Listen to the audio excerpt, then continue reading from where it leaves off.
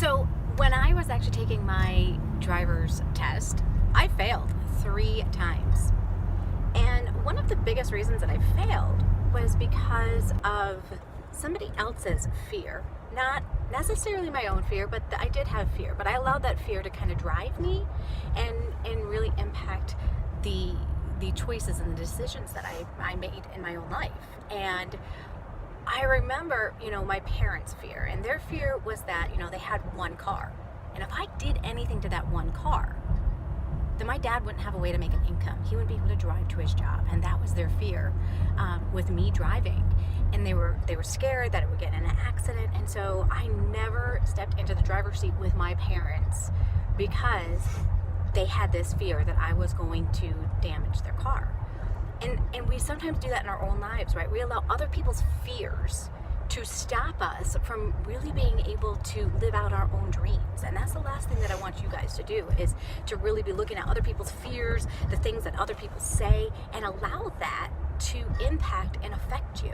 I want you guys to think about what it is that you want to be able to achieve and achieve it. And so that's really one of the biggest impacts I think that a lot of people in the Insider Secrets Club have, is that they have that community of people that have a like-minded dream, and they continue on with us and they follow that passion and that dream. They don't allow other people's fears to stop them from making that dream a reality. And I remember taking the test the 3rd time and just really feeling like a failure. And one guy asked me, well, why do you feel like you're not able to pass this test? And he's like, how many hours are you getting, driving? And I said, how many hours did I specifically need? He said, that's the reason why. So here's the thing. A lot of people, they wish that they had success like yesterday, right? They wish that they already had the amount of students that they wanted, and that they didn't have to go through this learning curve. And we all have to go through a learning curve in order to be good at things. So in the beginning, when you don't have a lot of practice, you don't feel confident in yourselves and your abilities. But you get enough practice under your belt, and all of a sudden you become more confident, and you know that you can do it, right?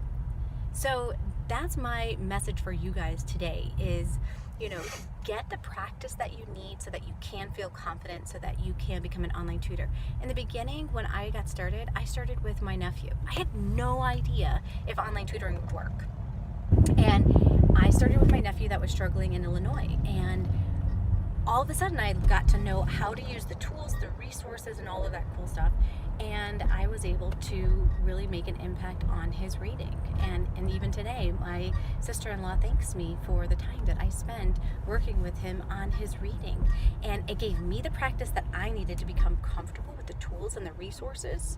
And it boosted up, another kid's ability to be able to read independently and confidently. And today he is graduating from 8th grade and moving on to high school next year. So you never know, like, your practice that's going to help you become more confident can help another child. So get in the driver's seat, start getting clients, start doing that kind of stuff. Don't let other people's fears stop you from being able to succeed.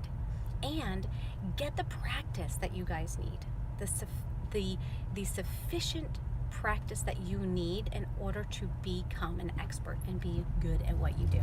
That's all I got for you guys today. Enjoy the rest of your day, and I'll see you soon.